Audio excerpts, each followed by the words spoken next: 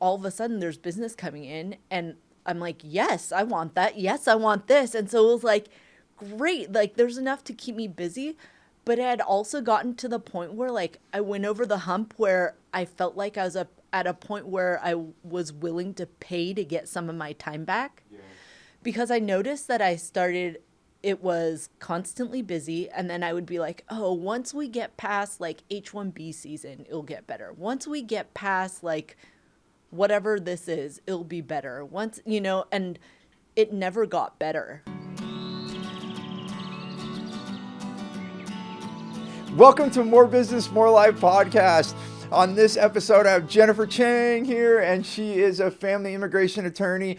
And it is amazing, her journey that we're going to highlight. She actually was going to give up on her business so she could become a mom. She was actually going to go get a job so she could have maternity leave. And then she met me and we worked out some systems in her business. And not only was she able to keep her business, be a mom, she was able to grow her business beyond. She has employees now, and she's been able to even just in this last year go on a 6-week vacation with her family, and all of her business kept growing. We're going to share how this all came about, different things and instances throughout this episode, so you can learn and take away some nuggets right now that you can start having more business and more life. Let's jump into the episode. I've been wanting to do this for a long time, Jennifer. I'm so glad that we finally get to sit down and have this conversation. Just some highlights for the listeners and the viewers. The thing that, and maybe you can talk a little bit briefly, and then we'll go through more of the story. But when you and I met, it was like, there's no way I could be an entrepreneur, own my own business, and be a mom. And this is pre-kids, so you're like, it's impossible. And then we sorted that out, and you've actually kept your business, worked part-time, and a mother of 2 now. So maybe just share that success to kind of kick things off, like how it went from there to there.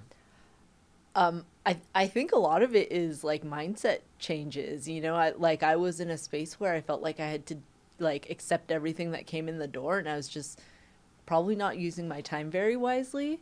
And just working a lot and working really hard. And so trying to figure out how to keep my business running while also making space for my life. Yes. It just didn't compute. Like I couldn't imagine how it could be possible. Yeah. So the way that it was in your business, you were going to basically like exit, go get a job for someone else so that you could have time off to be a mom? Yeah, sort of. Yeah, it was like, well, if I can't figure this out, then I need to go get a job where I could have a maternity leave and where I can have those things that I want. Because otherwise, like when you're by yourself, how do you keep a business running when you're trying to focus on other things? Makes sense. And so just a little highlight, and then we can go through the journey. Sure. So you did it though. Yeah.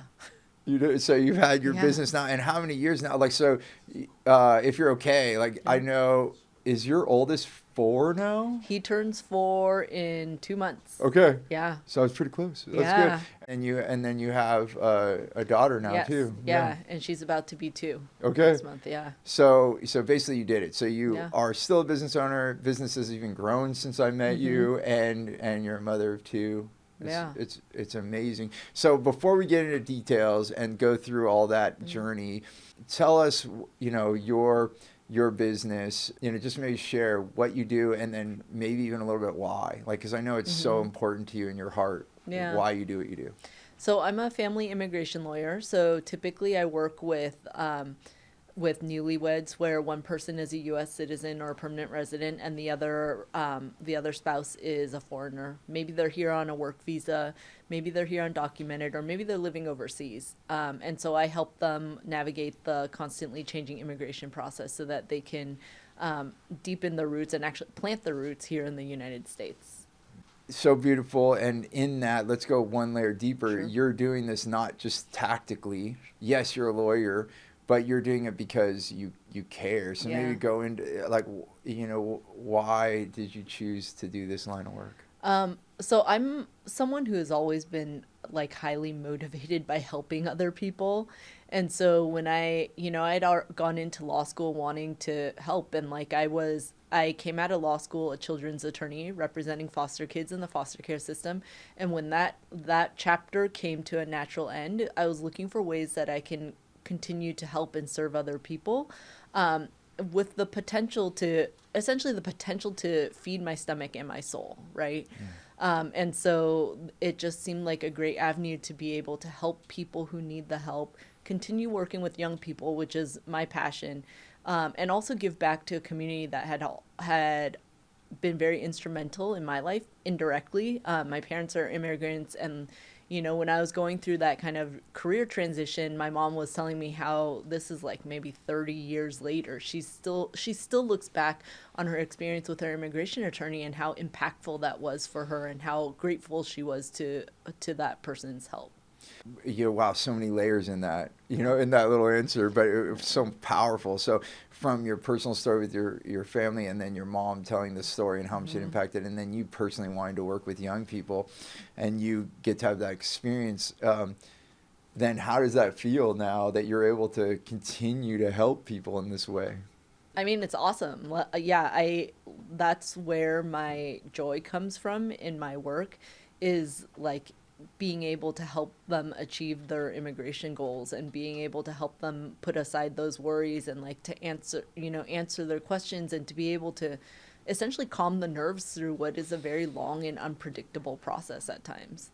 Right. So, Yeah, because you have so much. I mean, anytime you're dealing with the government, like any of us, whether it's your car or your taxes, I mean, there's just so much paperwork. And if you check one box wrong, they send it back to you. So, I mean, I'm talking simple things. I know Sure. there are other complicated Yeah. things, but I can understand how that would be. And I guess I'm just realizing and maybe I thought about this before, but it's just really hitting me as you're saying this, that if your income could have changed and you would have had to, in a way be owned by a job to be the mom that you are, but then on top of that, your cause would have been impacted because you wouldn't have been able to help people. Yeah. So when you were, so going back to that moment because you knew, especially that you want to help young people, obviously you wanted to be a mom. So, that you were willing to give that up to be a mom. And I could see that knowing you, that's so important. Yeah. But how was that when you were almost going to give up on your why too, right? Because that was part of the equation. I guess we've never really discussed, like, what was going through your mind. I think that's like when we met or when we started working together, it was kind of an opportune time, because it was like I knew that I wanted to continue working for myself if I could, right? But like it was like I either make it happen or go somewhere else where to have the life that I wanted. Right. And so it was like I was at a crossroads, and if we couldn't make it happen, then I think I was mentally preparing myself to be ready to shift. And like there were times where I put in applications for jobs, and then I would go to the interview, and they would ask me when I could start, and I'd be like, oh, well, I don't know. And so like part of me, I think maybe part of my brain was like, okay, like I know this makes sense, or I know like this is something that could work, but like my heart wasn't in it, and so like my heart wasn't on board yet.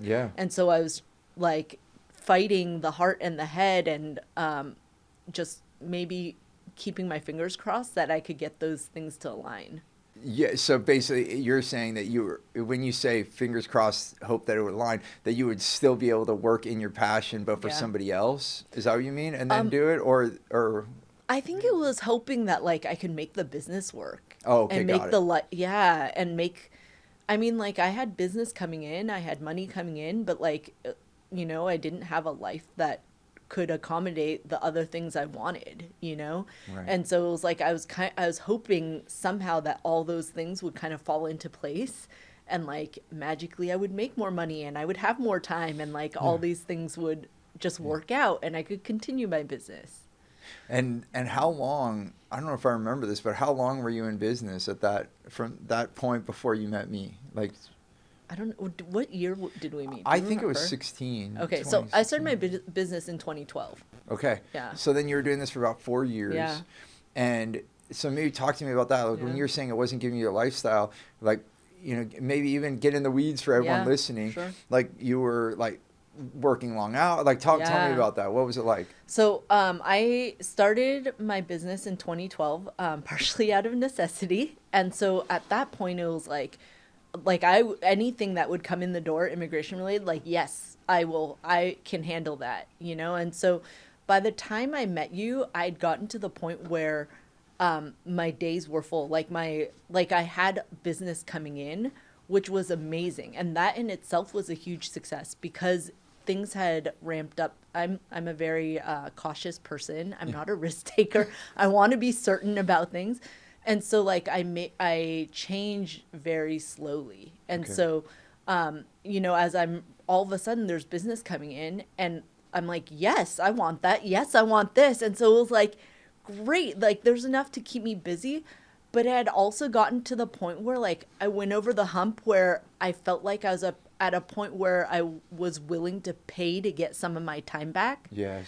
Because I noticed that it was constantly busy. And then I would be like, oh, once we get past H1B season, it'll get better. Once we get past whatever this is, it'll be better. And it never got better, and that just also coincided with the time where I met my husband. And so I remember telling him yeah, I just need to get past this. And then I'd get past it. I'm like, no, I just need to get past this. Yeah. And there would just be I wouldn't be able to spend time with him, even though I wanted that. Yeah, so you're starting to notice the impact in your personal life. And I just want to highlight, because I know it just went right by, but you said you're at the point where you would pay to get your time back. Yeah. I mean, just think about that, because this is the thing about more business, more life, is that we think when we hit the money that we're just going to, all of a sudden, like you were kind of saying, magically it'll just appear. Right. And then the money's coming in, so business is becoming successful, but we're losing our life. Yeah. To the point where we're willing to pay. And then you're finding the love of your life, your husband, and you don't even have time to spend with them. So when that was all happening, how did that affect you? I mean, I was, I think, frustrated, burnt out, and it was, I just remember it being a realization that this is just how it is. It's not just get past this season or this thing, this just, apparently this is now my life. Okay. And I remember that being a surprise, and that's when I was like, something needs to change. Right. Yeah. Okay. And this is right around that same time that I appeared? I think so. Yeah. Because I don't think otherwise I would have been ready to meet you, because I was so it had taken so long to get to the point where business was just coming in, where I didn't have to really hustle for it. Yep. That it was in some ways that was liberating, right? Yes. To not have to worry about am I going to be able to pay the bills the next month? But then with that liberation also came a lot of loss of freedom as well.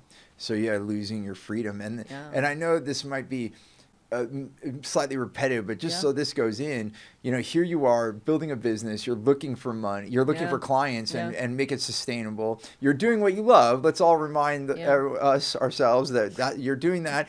But then it does become a job, and it does become this mechanism, right? And you're creating that sustainability. So now you're at the point where money is coming in, but then you're losing your life at that same exact time. Mm-hmm. So what did that look like? Were you I know it's getting a little in the weeds, but were you working at home? Did you have an office? Were you spending gobs of time at a desk? What was the physicality of it?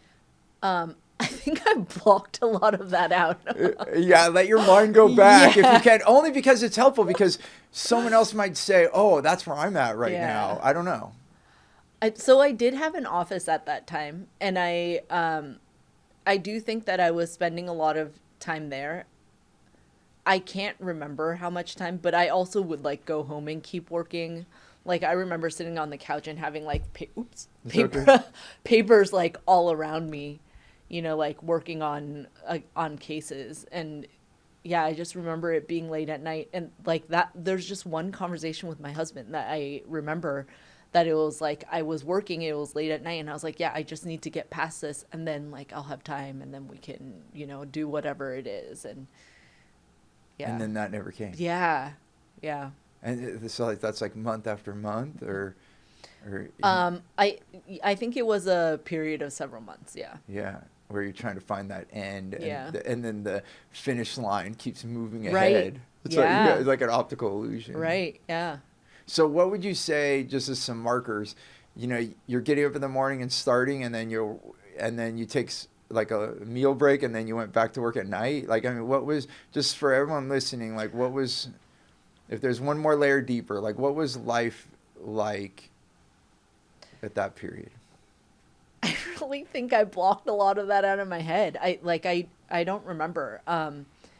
I would try to go to the office every day. I'm not like a super early bird, so I think I was going around 9, and then Yeah. I would stay there until I would have come home to eat. So usually the things that stop me is being hungry.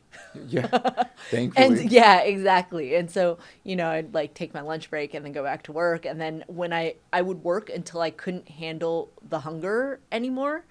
And then I would go home to eat. Okay. And then if I had it in me, I would just keep working at home. Wow. Anything else you think are like markers during that period that, I mean, were you starting to, I guess you were already starting to say this is not okay, because you're already starting to think, how could it be different? But also I'm hearing you're almost ready to accept it, because you're like, so you couldn't see a way out. I guess that it comes back to why you would even think to get a job, because you're like, if this is the way this is, right, maybe I should quit. Yeah. So you're at this point. So just to kind of highlight where we are, you're working lots of hours. You're not even having time to spend with the person you love, this partner that you met and want to spend life with. And then you're feeling that, and you keep waiting, like, okay, after this, I'll get there. And then you're kind of saying, okay, is this how this is? And maybe if it is, I'm ready to leave. Am I summarizing that pretty well? I think so. Like, I mean, I felt like I was working so hard, and like I didn't necessarily feel like the financial rewards were flowing from that. And so it felt like if I'm going to work this hard, like I might as well work for someone else this hard, and then be able to get benefits, be able to take time off, and like, have a maternity leave, like those sorts of things. Yeah. Right. And so it was like, I think like the why am I doing this started to come in, Yeah. And for your life, that it was not allowing you to have the mechanism to live the life that you want. Yeah. Yeah. Understood.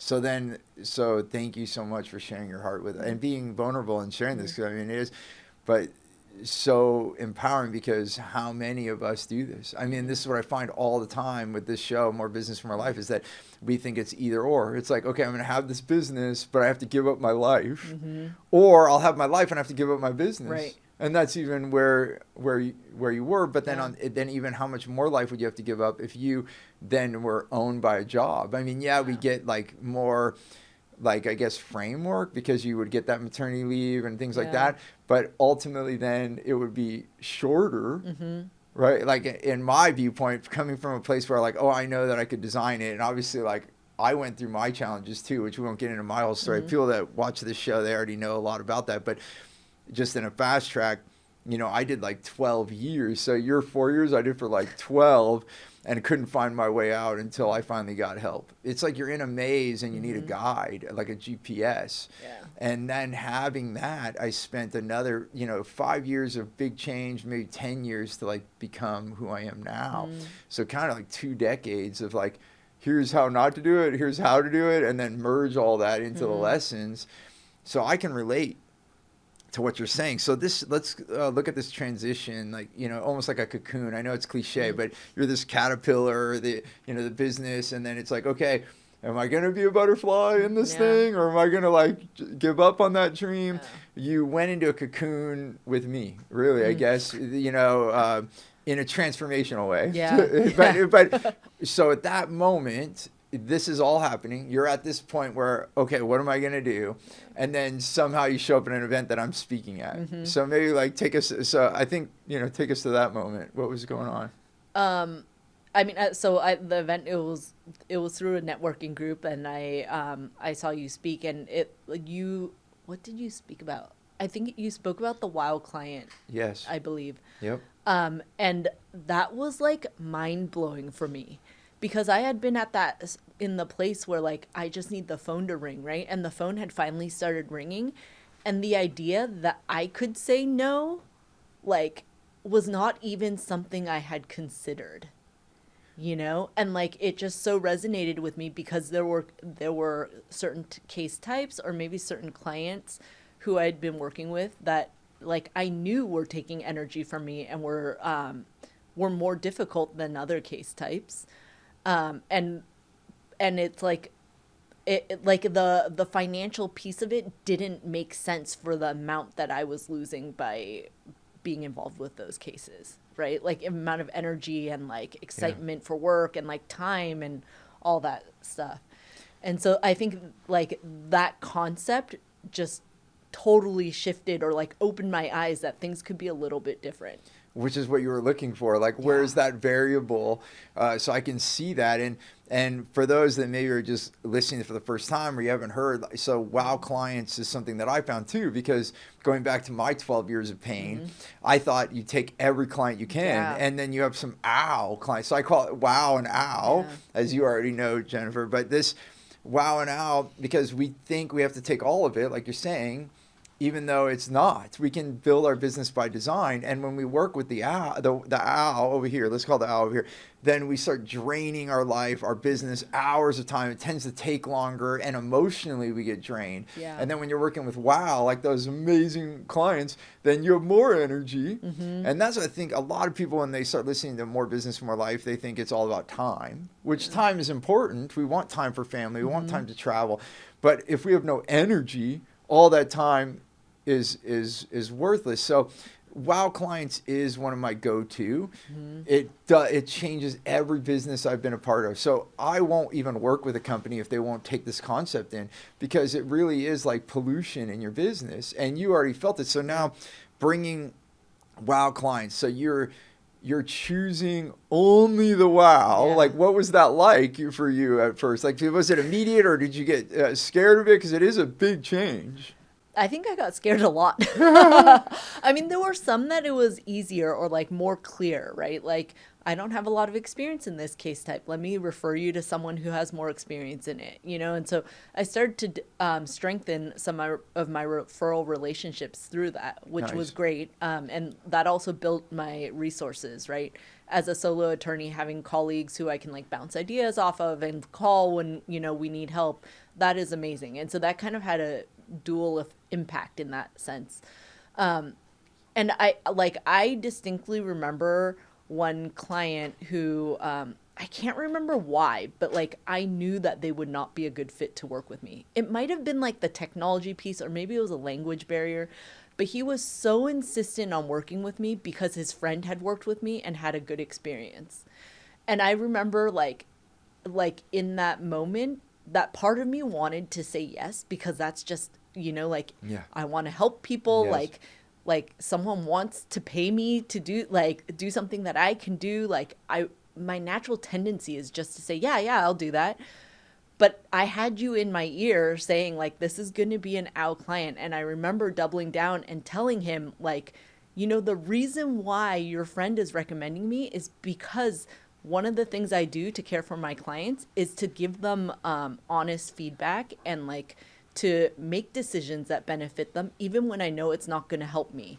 And this is one of those times, you know, that I'm not going to be great for you the way that I was great for him, because this isn't a good fit.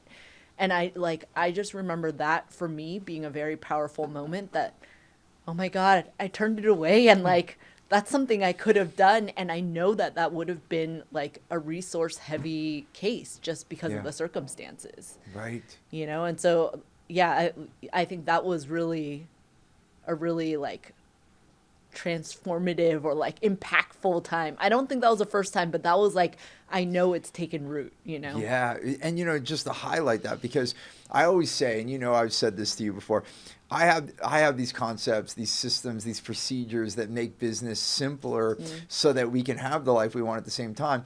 But I can give you that, but you don't have to do it. Right. The reason we're sitting here right now is because I gave you concepts and then you actually use them and it changed your life. And this is in that. So just coming back to the scary part, I know a lot of people get scared because you're like turning away money, which Yeah. is the one thing we need to sustain our business, right? Yeah. So maybe we'll come back. So this is an amazing success story where it took root and you actually had the confidence to do it. But how was it getting through that scary phase of like, should I turn this away? Or how did that go?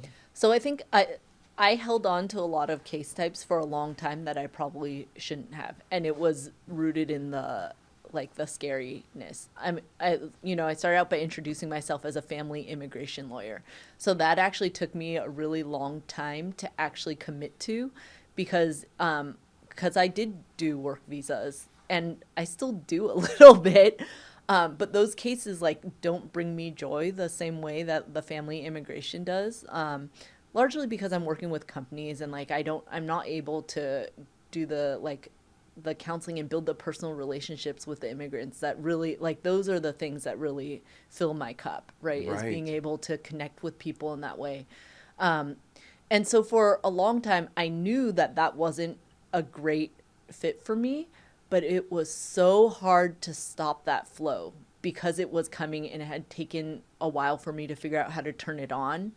And it had taken me a long time to learn those case types. And so it was like I had invested so much in this, like it was hard to be able to say like that's not serving me right now. Yeah. And I mean I still struggle with it because I still have some of those cases.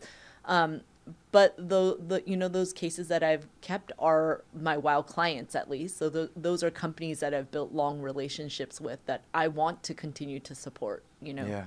Yeah. So it comes back to the personal relationship. Yeah. And it is this thing where it can be scary because you build up that revenue, but it's not the right case. So now let's take that transition. So you chose to use this method. You saw the wisdom in it. And you did it, and you like you said, it took root. Yeah. And so then what happened? So after the scary period where you're like, okay, I know who I'm working with, Yeah. and you say no to the other ones, then did the scary part happen, or did you overcome that? You know what I mean? There are still moments where it's a little bit scary, but I mean, it's partially like the nature of the business, which added to why it was hard to stop my like employment-based immigration practice, because when you work with clients, they continue to have needs for different employees. And when you work with families, I mean, hopefully they only get married once. Yes. And then, like I might follow them on their immigration journey. They might want to petition for a parent, but essentially like families are finite in length, right? Like they aren't the same kind of recurring business. And so it is, so just by the nature of the type of work it is, there are still moments that are scary, but, overall, like what it has also done is, it's made me a lot more efficient because I'm not spending so much time like learning and staying on top of all these different case types. Like really we are masters in the family-based immigration area. And so we can handle those cases very seamlessly. And we, our processes are in place so that it happens more smoothly. And like, so I've gained a lot back in terms of my time and my efficiency by focusing on my WOW clients. That's so good because you're going into the depths of all the results. So not only do you get to be happier and work with the people that your heart really sings for, but then you also are able to streamline your processes and those procedures, offer even better service because like you said, you have to keep up on all these different laws, whereas now you can be in one. So the layers of results where you only focus on the WOW are starting to stack up. Yeah. I mean, that's a great point because now I'm thinking more about like my client experience. How can I elevate that a little bit more? And like, what else would I want if I was a client? And which leads to me to like wanting to survey my clients and like be able to provide the next level of service so that I can really like market myself as a more concierge type service as opposed to, one of these mills that just will churn out cases. Right. And like to be able to have the time to even think about the client experience, like that's not something I could have ever done if I'd continued on the path that I was on. Understood. And then coming back to that path. So would you say that wow, and maybe it's something else, but you know, there's many things that we've worked on together. But what, so, you know, you have wow clients, we have talking to the clients, which we can talk about Yeah. too at some point. But is there one thing or a couple things that made it possible? Because you did go from the point where you didn't even know if you're going to be able to keep your Yeah. business and be a mom, and now you've been able to do it. And even maybe spoiler here, because we'll get to this point, but you've been able to do it working part-time Yeah. even. Yeah. So, but is there one thing that you learned from me, or maybe we highlight a couple if it is, but have you thought about that? Like what are the things that made it possible? I know wow clients, we just brought that up, but Yeah. are there others, or is that the main one? I'm curious. It I'm going to answer this question in a little different way. I think the main thing I gained from working with you was a mindset shift. Okay. And maybe it is mostly tied to wow clients, but I think it was like redefining what success looks like in a business, because having my phone ringing all the time, I was like, oh, this is great, or even like I've always wanted to be a lawyer in jeans, and I always felt like I couldn't, Right. partially because I know I look young, and I would always be fighting that stereotype as well. And so like the idea of being able to lawyer in jeans was not like, I didn't know if I could achieve that, because there are these concepts of like what an attorney should look like, what does professionalism look like, like what does success look like, right? Being busy throughout the day, and like just adjusting my mindset and realizing that those things don't all, like, they don't equate, like how They don't equate success. yeah, they don't have to be what success is, or my success Yeah. doesn't have to look like that.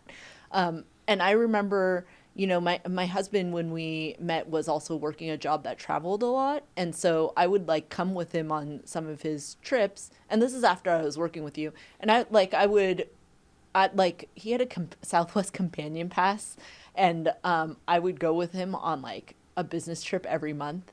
And I remember after working with you, like traveling all that time, I was working less when I was traveling, and I would find that every month that I traveled, I would do better, like revenue wise, Yeah. than the months where I was already like just sitting in the office all day. Yeah.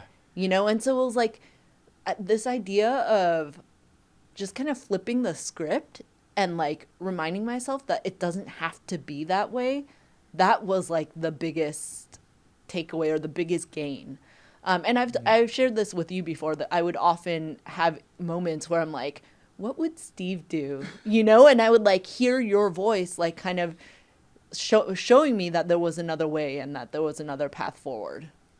That's amazing. And it's, because I'm just echoing this, and then we'll take it a little further, but you're in this place where we think we have to put so many hours in, and the definition of success is, you're saying what we thought. I found that my mindset shift was to stop thinking what other people, because we're basically are becoming someone else. We're like, who am I supposed to be? Like an actor, right? Yeah. Oh, I'm supposed to look this way because now I'm a lawyer. I have to look this way. Right. Oh, I have my own business. I have to work this hard. I have to have my calendar stacked. I better have my phone ringing all the time. So we have all these ideas of what that looks like. It's like a story that we tell ourselves. And like you said, it's interesting you brought it to a script. It's like you're making the movie of yourself, but you wrote the character in like your own hell. Yeah. You're like, I'll write this in because this is the way this actor would be. And then you find that you can do it. So I just want to highlight something that you just said, and I want to make it loud and clear. You actually got more done taking more time off, enjoying your travel, than when you worked in the office longer hours. Yeah, it was crazy. Yeah, so it's like, it's an oxymoron. It's like, I'm going to work less and I'm going to make more. But that's what you're basically saying. Or even the same. So even if you work less and you make the same amount of money. Right. But I know you did grow too. So over time you grew, you worked less hours and you grew. Yeah. Is that how would you describe that transition there? Like, I mean, it just kind of happened. Yeah. But I guess just validating that that's true. Yeah. With your words. I mean, I think it is like, it just, the rest kind of flowed, like once. And I guess it is the wow client that really was the thing that really changed it for me. because when when I started working with mostly WOW clients and I like was focusing on family cases, I was able to be more efficient. You helped me with hiring my first employee. And so then after that, it was like being able to share the load. Because for the longest time, I was like, I know that I have too much work for myself, but I was worried that I didn't have enough to like support an employee. Yeah. And how like this business is so close to my heart. It was like my first child. Like, how do I trust someone else with it? Yeah. And like, I lost my train of thought. It's okay. But you were just saying how, working with only the clients you want, streamlining that, then hiring so you had more help. Right. And then this started giving you more life. Right? Yeah. Yeah. And so that having more help helped free up the time, helping build some of my systems, and automating more. All that allowed me to work a little bit less and then made me more efficient. And I think that the revenue increase flowed from that. It's so beautiful, that all these things occurred. And then what happens? So you're reducing your work hours. And do you remember the moment when you're like, I can do this? Because I remember even when we first worked together, you were still thinking about getting a job. It was still on the table. I remember. And then I'm just curious, do you remember the moment you're like, oh, I don't have to? Was there a defining moment, or did it just kind of like come into be? Or, I don't know. I think it just came into being because part of me always like knew that it would be hard for me to leave this because like I said, this is my first child, and like it would be so hard to walk away. And like in all honesty, like I think there's some point in the future where maybe I would still consider getting a job, but it would be for different reasons. Like it wouldn't be for the freedom. It would be because like whatever that is something that feeds my soul. Like it would be a more conscious choice. Like a cause-based decision. Yeah. Yeah. Because I know you do other things, and maybe we'll take a moment to do that. I mean, actually, that's a remarkable thing, and maybe since I brought it up now, but let's first go to the parenting part. Okay. Actually, I'll come back to that because I want to talk about that. You not only do you have a business, you also are a mom now, so you have your family, and then you also still do other volunteer work. Yeah. And you make all that work now, which wasn't possible back then. So what a beautiful thing. So let's talk about becoming a mom. Mm-hmm. So I guess there was some transition where you felt comfortable and you're like, okay, my business is doing good. I guess it's time. I don't have to get a job to have, what do you remember? Was there a decision with your partner that you're like, I think we can do this? Or I don't think it was so much like, okay, now I have a paralegal in place, now I can leave it. I don't think it was quite like that, but I do think it was a lot of that flowed from having the help, and having someone that I knew I could trust help in my business. Yeah. And I knew that she would be able to help me continue on while I took some time off. And so that started by with all the travels I was doing with my husband, knowing that she could continue things while I was gone. Yeah, exactly. And she could hold down the fort for most of it. And then, and then my plan, going into, I was still panicked about it. Okay. And I talked to so many colleagues who were sole proprietors, and I was asking them how did they do it? What did they do? And some of the lawyers I talked to, one of them she's writing a brief in her hospital room while she's in active labor. No way. Yeah. And another one of them, she's I mean, her kids are now grown and out of college, but she said that she was paying bills for her firm from the hospital bed. Wow. And so I was hearing all these horror stories, and partially I needed to hear that to know even if it's really bad, it can still work. Yeah. So I was preparing for the worst, but I never got there, thank God. Okay. And I think prior, thankfully. Yeah. Prior to working with you, I think that I would have been very self-conscious about putting up an out of office saying that I'm on maternity leave. Yeah. Or that I was going to be away for as long as I was going to be away.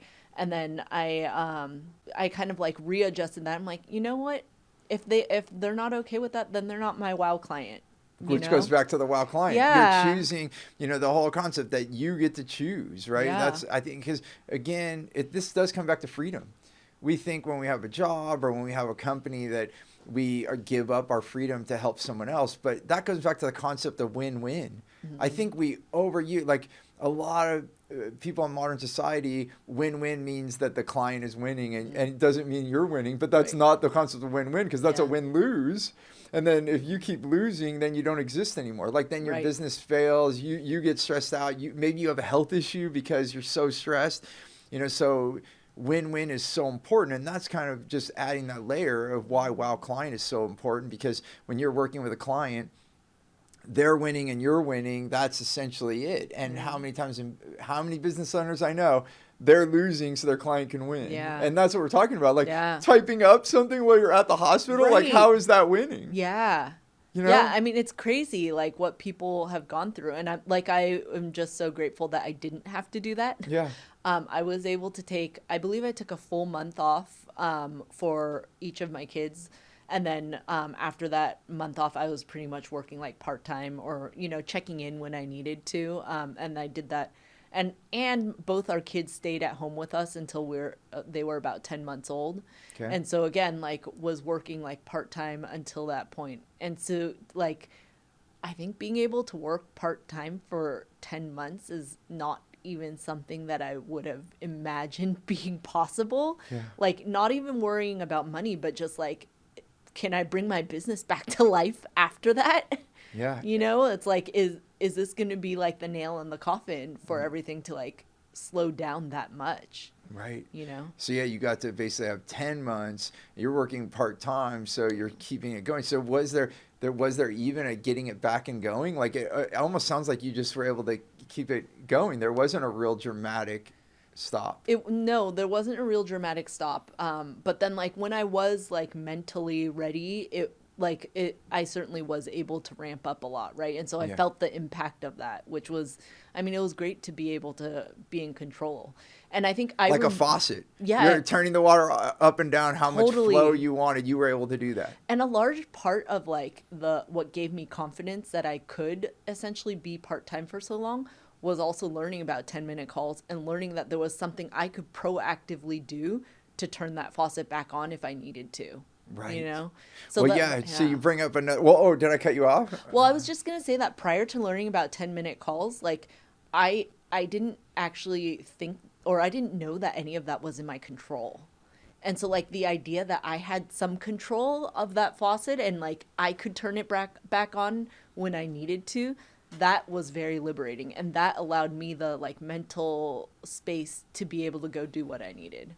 And just for everyone listening, like, so 10-minute calls is a mechanism that we use to shorten the amount of time for business development, and also so that you can basically increase business development. And I've used this in many different ways in rapid space to increase business. But so, and we're not going to get into the whole format right now, but having the 10-minute call, I guess, or maybe just describe that. So before the 10-minute call, like business development was kind of more a mystery. It was like, okay, I'm just doing these things and hope that they come in. Would that I mean, how would you describe it? Yeah. So my business development has always been like, I believe these things help me, and let's hope that they actually do. And so like I mentioned before, I'm in different networking groups that I hope bring business. And then like I get referrals from past clients. And I get folks who, see these great reviews online and they decide to reach out from that. But those are all things that like I put out in the world, and I'm just waiting for something to come to me. Yeah. And so then the idea that on top of that, I could go and like talk to someone and it could lead to something. Yeah. Yeah. So thank you for that. And so then you bring this process in, the 10-minute call procedure. Let's just call it that without getting into the details of it. But then now, instead of, I hope this works or I hope that works, almost like a slot machine, you're like pulling down and hoping that money comes out. You were able to now have a consistent result. I wish I could tell you that that's how it worked, but I think for me, it was like just knowing that that existed was what I needed to like ease my anxiety about the idea of slowing down. Okay. And it was like just knowing that there was a way that I could do something, Yeah. you know? So again, it's mindset that Yeah. you knew that the faucet was there. So I guess what Yeah. we're talking about is before learning this, you didn't know, you just thought there's a pipe that comes into my business. Yeah. There's no function. Right. If water comes out, great. If it doesn't come out, okay, I'm going to hope more. Yeah. But then now so 10-minute call gave you the actual knobs. Yeah. And you're like, oh, I just turned this off or on. Right. So that's what happened? Yeah. Okay. Yeah. Yeah. And then having that, once you knew you could turn it off and on, you could bring more money into your business when you wanted to. Yeah. What did having that do for you? I mean, that's what gave me the confidence and like the peace of mind to be able to take the time off to have kids and, you know, focus on them. Yeah. Yeah. That's so cool. Well, and let's relish in that for a minute. So you went through this, almost 4-year period, these last 4 years, and you've been able to work part-time and be a mom. Like, I mean, were there pinch me moments or like, is this real? Or like, I mean, just go into that. Like, what was it like? I mean, like for me, it was always watching you. I just want to say personally, for me, it brought me so much joy because I remember the moment pretty soon after we met, we had a moment and you're like, all I want is, I wanted to be able to do this. And then when you were doing it, I was on the sidelines just like, oh my gosh, you did it, So that's why I want to give you the kudos. You took action. Like, yes, I gave you like these techniques, but you went and did it. So can you just, share with the audience, like, what was it like, maybe at the beginning, the middle, or like, where on this journey of like, this is happening, how was that? I mean, with my son, like taking that first month off and like having the plans in place so that like if things happen, they were being addressed. It was like, oh my God, like I don't have to jump. I was ready to jump in if I needed to. Did you take your laptop to the hospital? No. Okay, good. No. I'm just checking because like you said some other people there. Well, but okay. Yeah. And I gave myself a little bit of like a like the state of California gives you like whatever many days before you have a kid. So I gave myself like maybe a week before I had my kid as well. And like, to be able to cut out in advance. Also something I didn't think would be possible. I thought I would be working up until like the moment I was going to the hospital.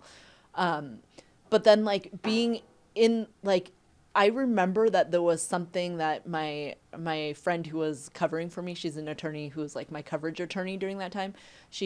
Was looping me in on something. And I was like, I just remember being so grateful that I didn't actually have to deal with it. Yeah.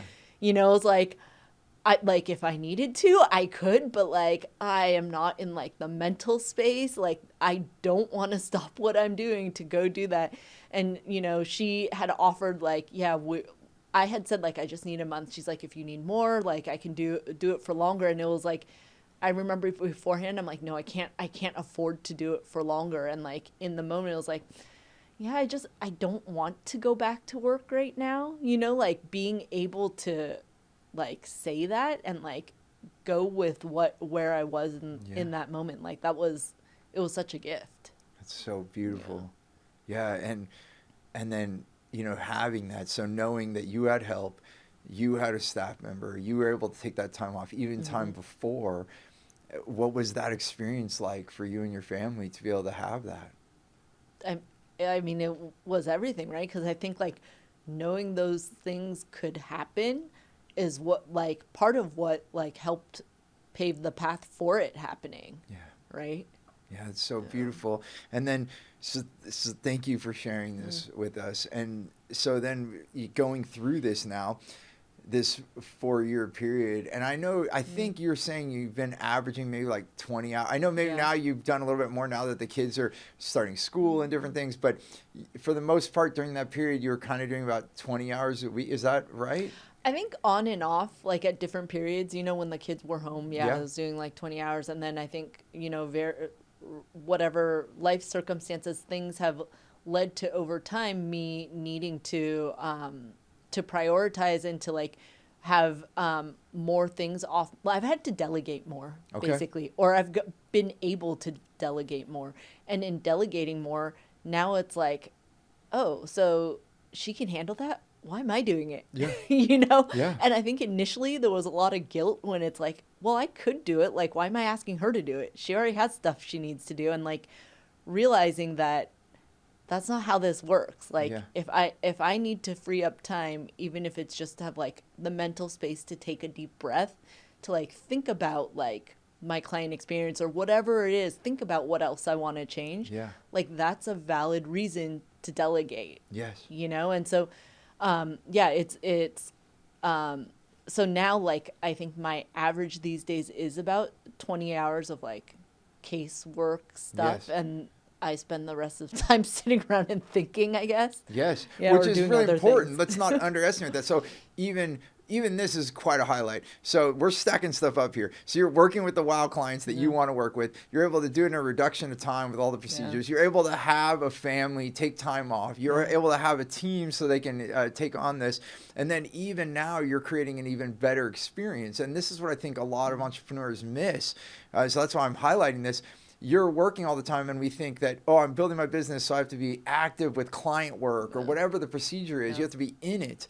And Peter Drucker, a famous business consultant from many decades ago, he always said that the transformation is when you work on your business more than in it. And so that's it. So you've been able to do all these things that we've said, but you're also working in your business less, so you're able to work on it and then be able to grow it. And then there is an impact. So yeah, you're working less. You know, sometimes when we think we're delegating or like that whole thing, should I do this? Right. We think that we're putting work on someone else. Yeah. But that's actually a blessing.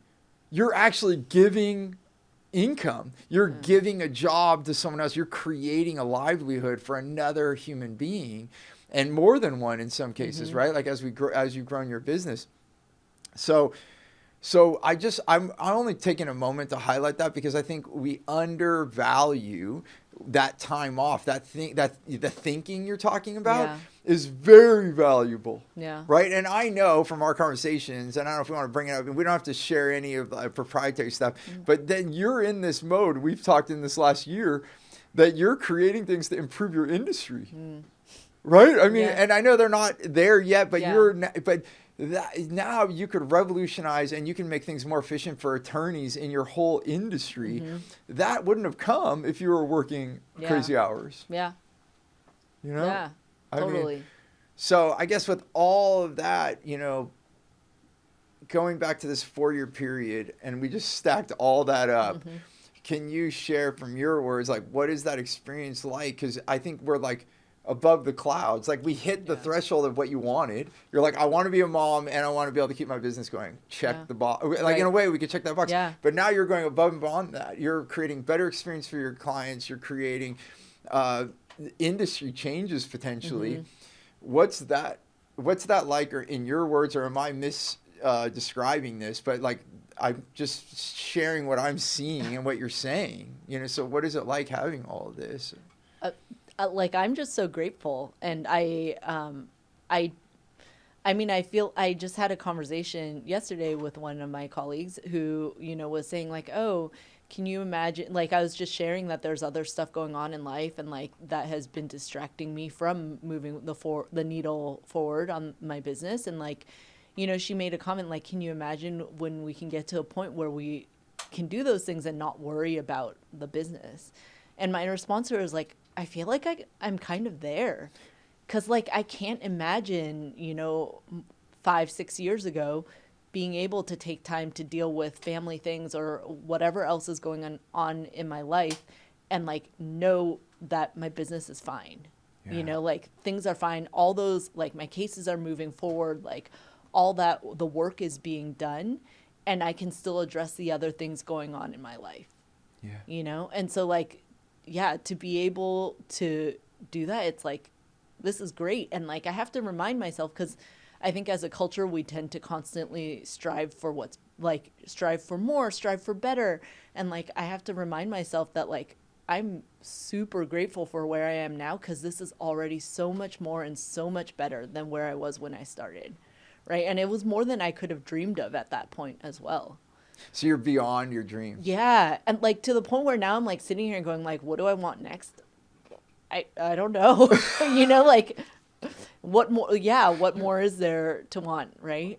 Yeah, and so you get to re-dream. I mean, then Yeah. it goes back to going back to the drawing board, like if we want to design anything else in your Yeah. life, right? Yeah. Which comes to that, you've also been included, like, I guess, out of everything I just listed a few minutes ago, I forgot to bring up the volunteer work. You're Yeah. also volunteering and, again, Yeah. working with youth.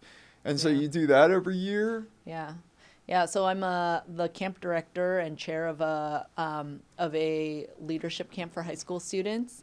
I've been involved with it since 2002. So I went when I was a camper in 1998, and it's just been a really instrumental part of my life. And also like along the timeline where like having having a family, like that also was something that was like, can I continue to contribute to this? And like, this is something that means so much to me and it's such a big part of who I am.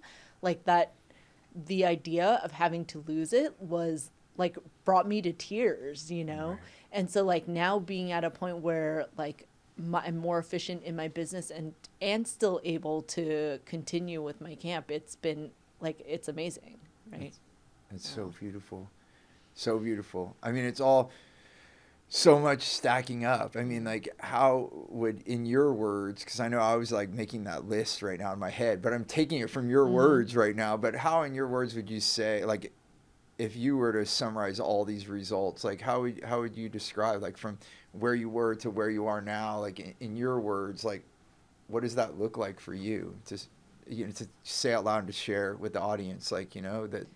I mean, we did. I guess what I'm saying, let me help you with this, because we did it in a big form. But if you were to like, if it was like a table of contents, let's say, in your mind, so it's not my words, like how would you say this went to the results where you are now, if it can? I mean, just give it a try. I mean, the reason why I laughed is because the first thing that came to mind is freedom. And it's like you planted that, I did just listen to the core value recording you had yesterday, so maybe that's why it's in my mind as well. Yeah. But like I think the title of the last 4 years would be freedom, and I like the main parts would be the biggest thing that I have said and will continue to say is like the change in mindset, like just knowing that it could be different, and like success doesn't have to be the way that society or our parents or whoever it is tells us it should be, I think that would have been the main thing. So thank you for that. So the mindset, and that you can have freedom the way you want. And so it's a different word, but like that you designed your life, so basically you were able to do that. And it's funny because I told you that I used to want to be a lawyer in jeans. And I remember distinctly, this is before I met you, like I went to a career talk at a high school. One of my friends is a high school teacher. And so I went and I talked to some students about like, oh, what it's like to be a lawyer. And I very intentionally wore jeans and like dressed not the part because I wanted to like spread that message that like, you don't have to be the way that people think lawyers are. But at the same time, I still felt that in my work, right? And so like I'm here, like that's a message I wanted to be put out there, but I still couldn't fully embrace it myself. You know? Yeah, well, and so then today, are you a lawyer in jeans? Well, and so the irony is I'm wearing jeans. Right. And I totally didn't even think about that when I got dressed this morning. So it came true. Yeah, totally. Yeah. That's so beautiful. It's so beautiful. I'm going to pull my little card out of here just to make sure that, because this is so beautiful. I guess maybe there's nothing new, but I just also put a note here. I know we've talked about a few, but the specific techniques or lessons that made this true. I know we hit on wow clients, 10-minute calls. I know we hit on mindset that you can choose. Are there any other techniques that you learned from me or my team? I mean, I think also like eliminating, automating, and delegating. that has been a big part of it, right? Like you helped me hire my paralegal, and like that has been a godsend for delegating, obviously, like having someone to send the work to. And now, like, as we're at our kind of next phase of transition, like, we've also been looking at ways to help her delegate and how to take more off her plate so that she can open up her capacity. So as a firm, we can take on more as well. And so, like at the various stages, like, again, we're back at that point where, we've actually listed out our whole workflow, and I've gone through with her, like, what does she want to get rid of? What can we automate from her process? Yep. To try to make her also more efficient and up-level the whole firm. This is something I commonly talk about because sometimes people think you're the CEO, founder of your company, and it means everyone has to work their butt off for you. But we can actually take these same techniques and let our work, the people that are helping us, have their life too. Yeah. What do they want? Yeah. So, and you're doing that, and it is in a way it passes through, and now you can hire another person. And then you can help your other team members move into the life that they want. Mm-hmm. And so you use the same technique all the way through your whole organization. Yeah. Yeah. And, so we've we've onboarded a very part-time admin to assist with some of these things. And then, like, as we've been bringing him on board, like, and the way that we've been training him is also something that you taught me, how we, like, we teach him and we have him teach her, like we go around the circle and teach each other so that we can all make sure we understand things to the level that we need to, right? Because we're also an all remote team. So it makes it so that like it's not as easy to just be like, hey, am I doing this right? You know? And so like the times that we're together are more rare. And so to be able to have those training tools as well has been really so to have a format to train makes it easier. And that's something that we definitely go over. It makes it, So thank you for that. Mm-hmm. How are there any other just... I was just thinking, like, even like when I hired my paralegal, I remember I asked you, like, what do I ask in an interview, And like, I remember you gave me some really helpful feedback on things that would like help me get to the core of like, is this someone that I could work with or I would want, like that we would work well together with? Does she possess the qualities that I want? So I think it was a lot of, there were a lot of like very specific, like, in the weeds things that I needed help with that helped me get to this point. So beautiful. And how long has she worked with you now? She just celebrated her 6-year anniversary. 6 years. Yeah. That's so great. I think, I don't know the statistic today, but I know it's like 2 years or less. I think it's less than 2 years, the average job. Wow.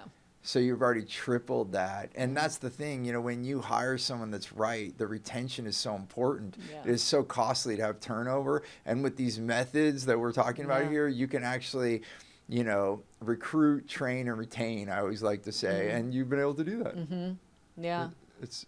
And then you get consistency because you don't have to retrain someone new. And this gives you this opportunity to be a mom. Yeah. So you had her for 2 years before you became a mom then about. Yeah, I guess so, yeah. Yeah. Yeah. That's so beautiful. Mm-hmm. So beautiful. And then, coming back to the results, and I know we hit those, so then maybe highlight some of the specific results that you would like, that you think are really important for people to hear. Because, anyone listening to this, maybe they already have their business going, maybe they're thinking of starting a business, and maybe they're a woman that wants to be a mom, or maybe they are a mom and they have the laptop at the hospital, right? And they're listening to this, like, what are the things that became possible for you that you have these results now? I mean, the main thing was like having a life, right? Because I don't know how many hours I was actually working, but it was definitely more than 40, and so being able to being able to bring it down to like a regular work day, that in itself was like awesome. Like I can go out to dinner with my husband, like I could do those normal things because now I had like an out of work time. And now like more recently, like being able to choose how I spend my time in the day. And like, even though, especially now that my kids are in daycare, like they're gone most of the day, but also being able to carve out time within that where I'm not just working the whole time, and that I can do the things that I personally need to Yeah. do as well. Like that has been so liberating. And, my husband and I, like, our oldest is almost 4. And so we've only ever had 2 date nights in 4 years. But it's largely because during the work day, during the work week, we go out to lunch like every week. So those are dates. You're having lunch dates. Yeah, exactly. And so, like, when I tell people, yeah, we haven't had a date night, and it's like, but it's actually because, like, we have date days, and like Yeah. at least once a week we'll go out to lunch together, and like I can leave in the middle of the day and, go out to a longer lunch, and it's like, it's not a big deal. It's no big thing, It's just scheduled. It's just something I know is going to happen. It's so beautiful. And in fact, I like those as I built Yeah. my freedom, taking my kids to the zoo or going to a park during the middle of the week when no one else Yeah. was there, instead of having to do it on the weekend when everyone Yeah. else was, or Friday night, go to out and wait in Right. line for dinner when you can just go have a really, really nice lunch. Yeah, exactly. So it just adds to the freedom. Yeah, totally. It's that's so beautiful. Yeah, thank you for sharing that. And having having that, like, if, and I know maybe you're gonna repeat something, but just asking it directly, like, what would you say if you had to pick one thing was the greatest value in our relationship for you? It's a mindset shift. Yeah. Like 100% the mindset shift. Like the concept of saying no to incoming business, it just never even occurred to me. Right. It was like, what, like, why would I say no to, like, someone who wants to give me money, you Right. know? Right. Well, and then on that, maybe just extrapolate that a little bit for someone listening that doesn't understand what that means. So you're saying no, but then you gain, which seems Yeah. like an oxymoron, right? So you say no, you're saying no to money, but you Yes. gained how? Like, maybe tell, yeah. So I've said no to people, and usually when I say no to someone, I also refer them to a colleague who I think would be a good fit for them. Right. And I've had some of the people I've said no before actually ask me, like, if they could refer someone to me. Like, they've actually come back and Yeah. referred, because they also appreciate that I'm recognizing that I'm not actually going to be a great fit for them. Right. But So you're kind of teaching them. They might have said, "Oh, you can do that." Right. Like, all right. Right, yeah. And in saying no and clarifying, like, who would be a good fit for me, it actually triggers for them, actually, I know someone who would be a good fit for you. Yeah. Yeah, and also working with, I guess the main thing is working primarily with WOW clients. It just makes work so much easier. Yeah. And it makes it more enjoyable, and it makes it more efficient, and yeah. That's so beautiful. Thank you for that. And here's another quick one, or maybe not quick, whatever amount of time it takes. But if out of all of this now, this experience over these years of us working together, like, if there's one highlight in your life, maybe like with your family, I don't know if it's a trip or a thing, or maybe it is just lunches with your husband, but like, what would you say is, like, if we were to make a painting of all this freedom, like a snapshot of it, like, what would be the pinnacle moment thus far? I think it would have been, so at the end of last year, my family and we took a 6-week trip. We hadn't traveled in so long because of COVID, and we spent 2 weeks going to a family wedding in Hong Kong, and then 4 weeks visiting my husband's family in Reunion, where he's from. And, like, the idea of being gone for that long, I think I don't think that would have ever even entered my mind before.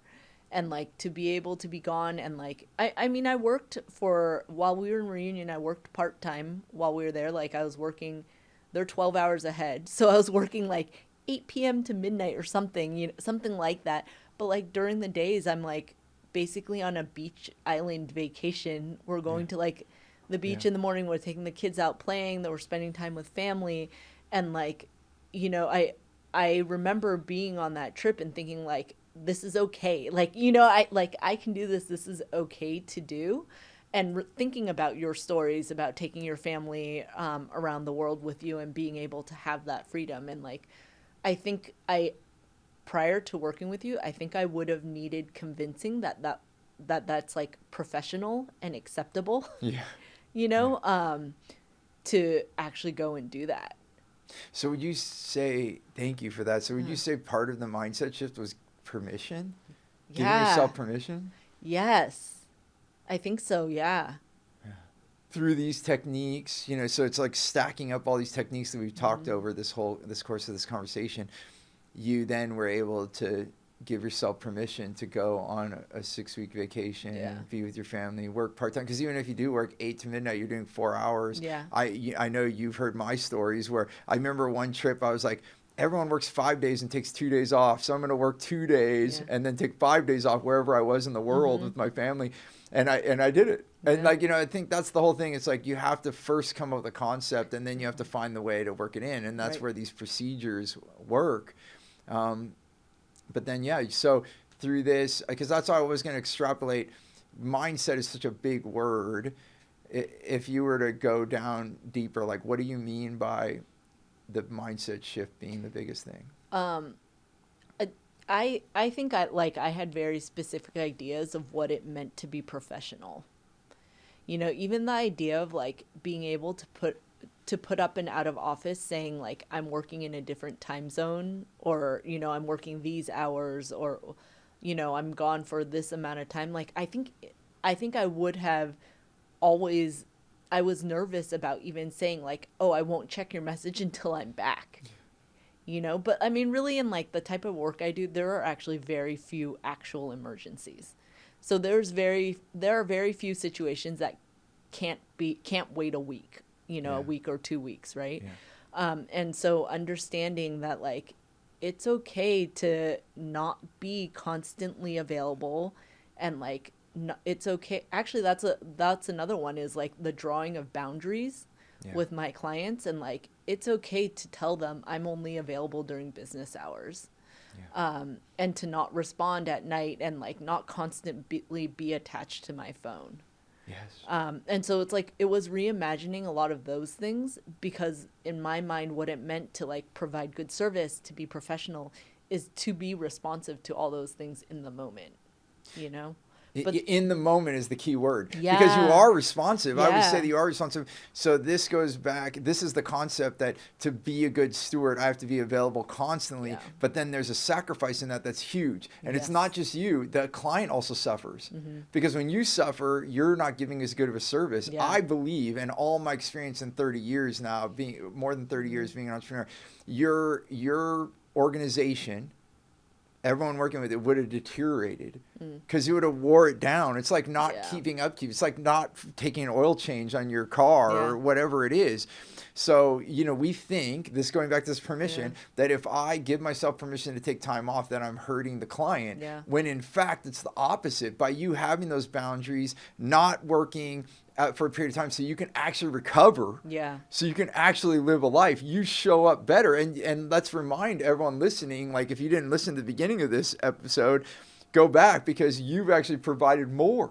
You've given better care, you've had better procedures, you Yeah. created more efficiency, you have higher results because of that, because you took time for yourself. So it is, again, I always say oxymoron, because we think, oh, for me to do a good job, I have to give up my whole life. When in fact, when you give your life, when you take that time off, when you draw the boundaries, you're actually giving more to your client. Would you agree or Yeah. describe that from your perspective? Yeah. Yeah. Like I'm someone who I think was and still am someone who is like, I can take care of myself later. Like I can suck it up for a little bit to like make it better. And I think that's part of why I was working so much, because it was like, okay, well, I just need this night. Like I'll give up this night so that I can get this out. Yeah. And so then like I kept deprioritizing myself. And when you use that analogy of like a car running on like without oil changes, like I could totally see that if I hadn't met you, that I would have run myself into the ground doing that. Cause I was exhausted, and I was like, I remember actually after meeting you, I actually took the email notifications off my phone so I wouldn't be tempted to check it. You know, and like I actually wrote into my contract that like I respond to emails and phone calls during these are my business hours that I'll respond. And like if it is truly an emergency, like here are the parameters under which I can like address those outside of business Yeah. hours. But like drawing very clear boundaries and like cutting myself off from like the temptation to actually do it in the moment, that was like really liberating. And all of a sudden, like I wasn't constantly on my phone. And then like the quality of my email responses when I'm sitting at a computer versus typing on my phone goes up as well. Yes. And the level of like attention that I can pay to something, it goes up as well. Right. Yeah. So what would you say the result to the client, the end user now? Yeah, they're certainly getting a better lawyer out of me by having those boundaries and by having the time for me to actually recharge and do the things I need to do. Yeah. So by giving yourself a life, you're actually giving them a better service. Yeah. That's so beautiful. I guess I only have 2 more things on my card here. Mm-hmm. So someone that is listening to this and they might be reaching for help, because that's another thing. It's not easy to ask for help. Yeah. I think some of us are not good at it. I know Yeah. I wasn't.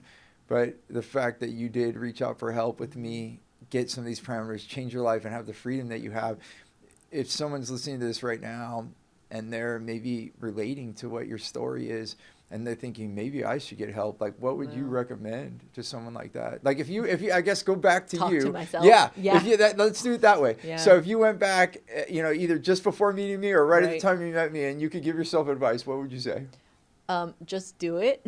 I think for me, I think it was really hard to reach out for help because I had worked so hard to build my business and I had put so much into it, and I, in some ways, like I did it, like I made it 4 years and I was still like, business was coming in, like things were working. And so in a lot of ways, I did it successfully. And so I think part of it was like the pride of like, I built this myself, you know? Yeah. And so like kind of putting that on the shelf and like being open to a different perspective. 'Cause it's not that it's like, I think it was hard the idea of like, like I don't need someone else. I can handle this.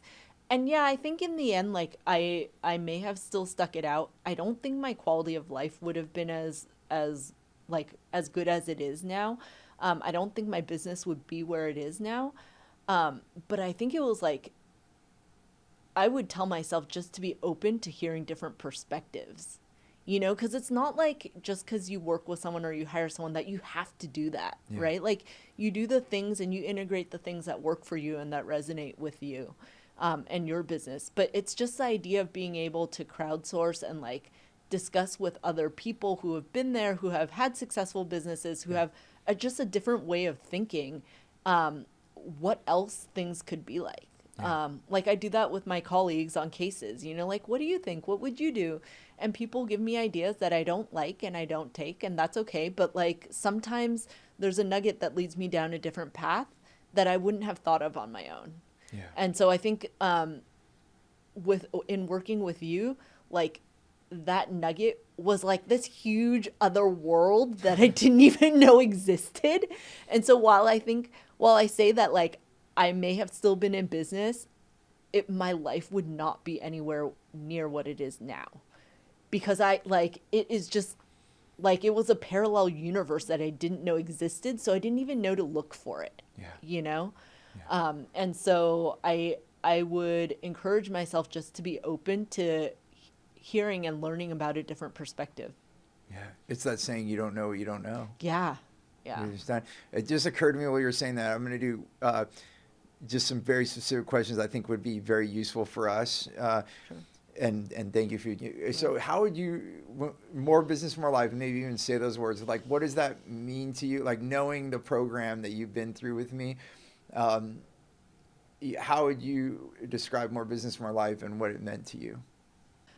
More business, more life, I think is very aptly titled because it really is like, I feel like I learned a lot from more business, more life that actually allowed me to experience life. Right. And while like I went in wanting, like, I think I went in wanting more life, but actually what I also got was more business. And I didn't expect that. Yeah. Yeah, we think that if we give ourselves that more life, we're going to have less business. I thought this too. And then I know for a fact when I made that decision, I more than tripled my business and income while having the life. Yeah. It's and then do the same question. Yeah. So like, what was the experience like with Freedom Council, the mentorship? I think the Freedom Council was great to help me troubleshoot some things, because I think a lot of times, like, you learn these tools in More Business, More Life, or wherever else you're learning things. You're like, oh, that's great when I have this scenario, and not realize that, like, oh, this also applies to this other situation, or like I can integrate this other thing we learned to fix this problem. Sometimes it's like you just are so focused on the problem, you don't even know what to throw at it. Yeah. And so I think it was helpful to have someone else say, well, this is when you eliminate, automate, and delegate. This is when you do, like, you just take one step at a time and just do one thing at a time. Yeah. So beautiful. And then, and things are going on this journey and just highlighting all these things. So I guess my last question, unless there's anything else you want to add, but what's next? Like, now, because you kind of alluded to that. You're like, okay, I've achieved more than you thought you would. So, and you don't have to be over revealing, but like, you're starting to dream, or you already know where the next step is, or you're just at that point? I am, like, starting to dream. Like, I mean, like, what I want is to actually work even less and have more things automated in my business. And like, I want to focus on just the legal piece of the work that I'm doing, and have all the other processes and people, systems, all those things in place. So I'm just focused on the things that I need to do. Yeah. Beautiful.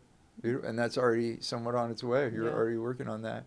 And I'm happy to continue our journey together. This has been so beautiful. I can't thank you enough for taking this time to share your life with us and others. And I do think it's very valuable for people to hear these stories, because until we hear someone else just like you, we don't know what we don't know. Yeah. So hopefully we open more parallel universes for other people out there watching and listening to this. It's so beautiful.